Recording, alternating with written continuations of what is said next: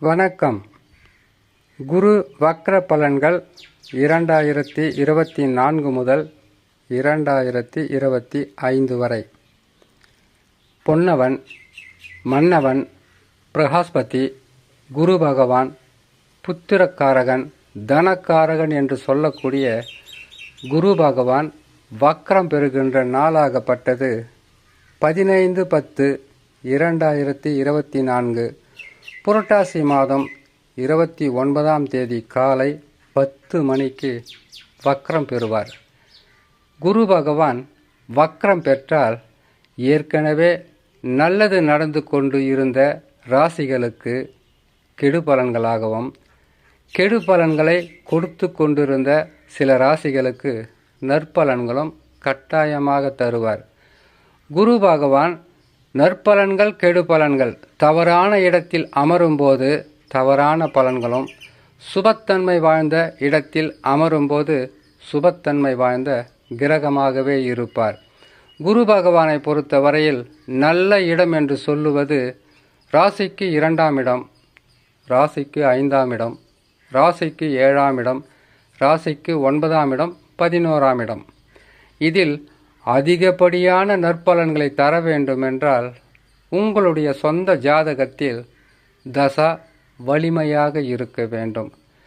தசா வலிமையாக இல்லாவிட்டாலும் குரு பகவான் கொடுக்க வேண்டிய பலன்களை கட்டாயமாக கொடுப்பார். தசா என்பது கடுமையான பாதிப்புகளை தரக்கூடிய தசாக்களாக இருந்தால் படிக்கு பாதியாக குரு பகவானும் குறைப்பார். காரணம், தசா என்பது உங்களுடைய வாழ்க்கையில் நீங்களாக செய்து வெற்றி பெறுவதோ தோல்வி பெறுவதோ அதற்கு வழிகாட்டுவது, அதற்காக உங்களை தயார் செய்வது தான் தசா. இதில் குரு பயிற்சி, சனி பயிற்சி, ராகு கேது பயிற்சி, இந்த பயிற்சி காலங்கள் பாதகமாக அமைந்தாலும் உங்களை காப்பாற்றுவது தசா மட்டும்தான். சாதகமாக அமர்ந்து விட்டால் மிகவும் நற்பலன்கள் என்பது குறையாமல் அதிகப்படியாக கொடுக்கின்ற கிரகங்களாகவே மாறிவிடும்.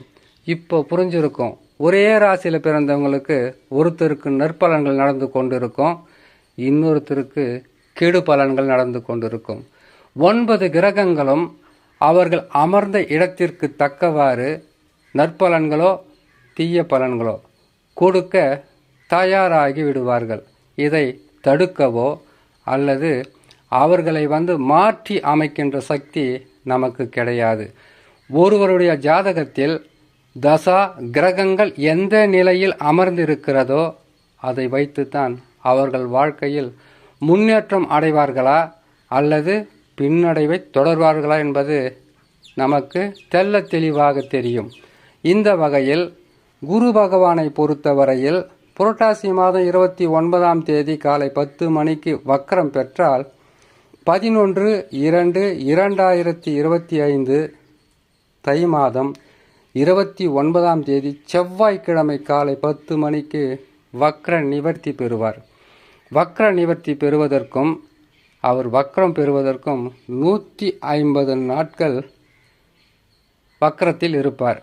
இந்த வக்ரகதியில் இருக்கும்போது மேச முதல் மீன வரையில் உள்ள 12 ராசிக்காரர்களுக்கும் பலன்கள் எப்படி இருக்கும் என்பதை சிறு விளக்கமாகவே பார்த்து விடலாம். முதலில் மேசராசி.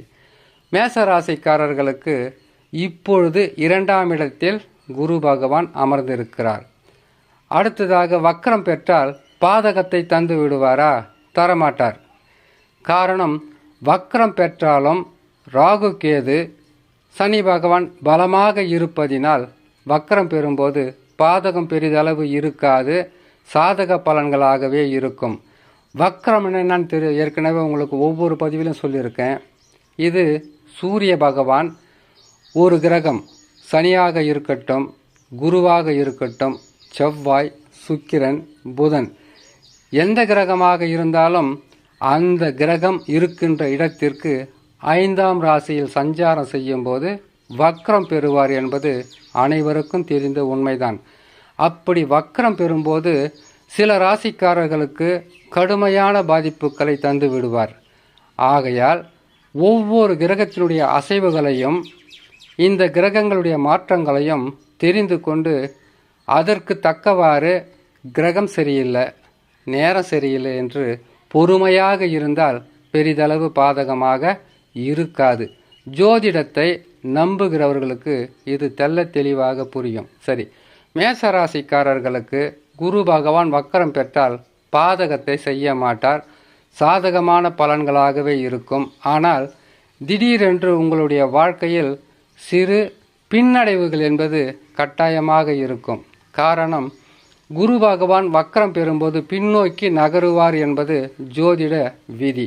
இருந்தாலும் மேசராசிக்காரர்களுக்கு பாதகமற்ற சிறப்பான பலன்களை தருவதற்கு 3 கிரகங்களும் தயாராக இருக்கும்போது குரு பகவானால் பெரிதளவு பாதகம் இருக்காது.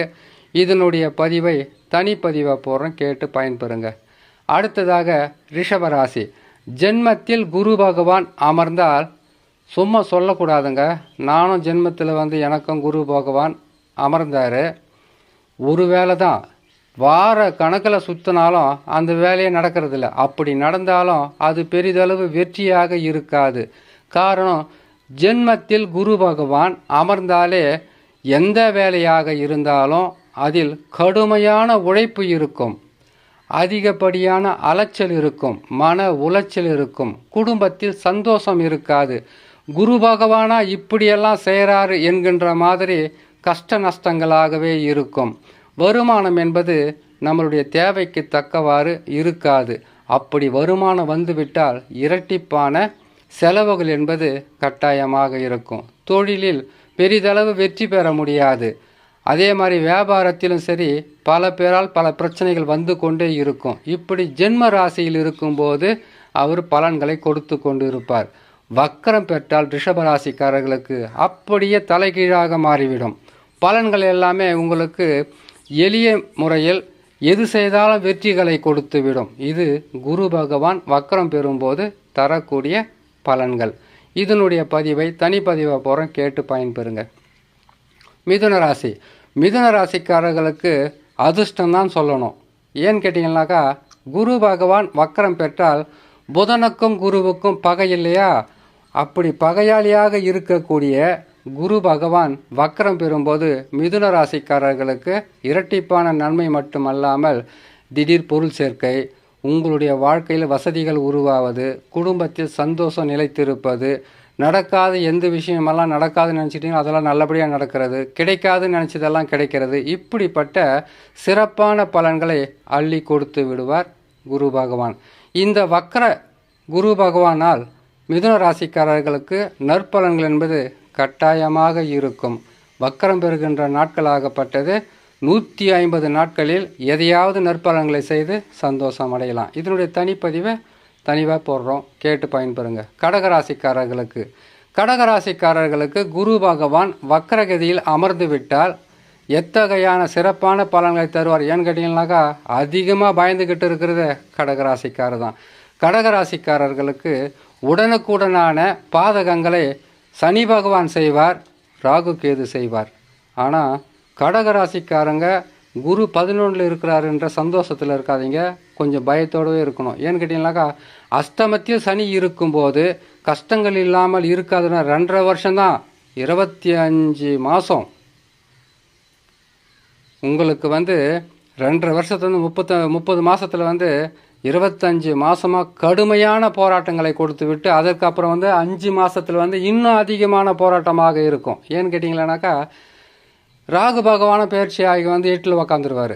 8ல் அவர் அமரும்போது 2 கிரகமுமே சேர்ந்து கடுமையான பாதிப்புகளை கொடுத்து விடும். இந்த குரு பகவான் வக்கரம் பெறும்போது பாதகம் இருக்காது, கஷ்டங்கள் இருக்காது.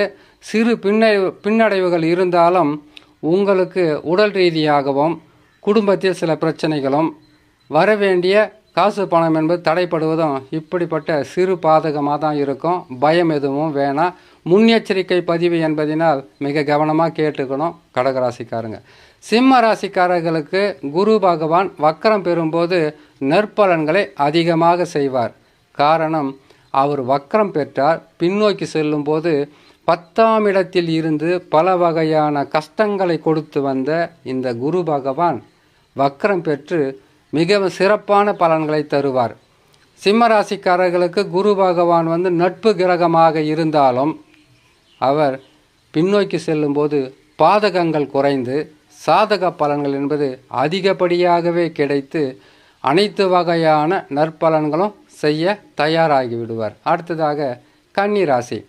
கன்னிராசிக்காரர்களுக்கு குரு பகவான் வக்ரம் பெற்றால் பாதகத்தை தருவாரா, சாதகமான பலன்களை தருவாரா? பாதகமில்லாத சிறப்பான பலன்களை தருவார். மிதுனம் கன்னி ராசிக்காரர்களுக்கு குரு பகவான் பாதக நிலையில் அமரும்போது உங்களுக்கு பாதக பலன்களை தந்த இதே குரு பகவான் தான் வக்ரம் பெற்றால் ஒரு சிலருக்கு திடீர் அதிர்ஷ்டசாலிகளாக கூட மாறக்கூடிய அமைப்பில் அமர்ந்து விடுவார். ஏன்னு கேட்டிங்களேனாக்கா, புதனுக்கும் குருவுக்கும் பகை கிரகம் வக்ரம் பெறும்போது சிறப்பான பலன்களை அள்ளி கொடுக்க தயாராகிவிடும். கன்னி ராசிக்காரர்களுக்கு குரு பகவான் வக்ரம் பெறுவது 150 நாட்கள். குரு பகவான் பெயர்ச்சியாகி 9ஆம் இடத்தில் அமர்ந்தும் உங்களுக்கு சிறப்பான பலன்களை தராமல் இருந்தால், நற்பலன்களை அள்ளி கொடுக்காமல் இருந்தால், அவர் வக்ரம் பெறும்போது அதிகப்படியான நற்பலன்களை தருவதற்குண்டான வாய்ப்புகள் கட்டாயமாக இருக்கும். இதனுடைய பதிவை தனி பதிவாக போடுறோம், கேட்டு பயன்பெறுங்க. ஒவ்வொரு ராசிக்காரர்களுக்கும் குரு பெயர்ச்சி, குரு வக்ர பயிற்சி, சனி பயிற்சி, சனி வக்ர பயிற்சி, மற்ற கிரகங்கள் எந்தெந்த நிலைகள் இருக்கிறது என்பதை அவ்வப்போது உங்களுக்கு முன்னெச்சரிக்கை பதிவாகவும் ஆறுதல் பதிவாகவும் உங்களுக்கு வெற்றி பெறுவதற்குண்டான வாய்ப்புகள் இருக்கின்ற பதிவாகவும் சொல்லப்படும். கேட்டு பயன்பெறலாம். நான் இன்னொரு பதிவில் உங்களை சந்திக்கிறேன். நன்றி, வணக்கம்.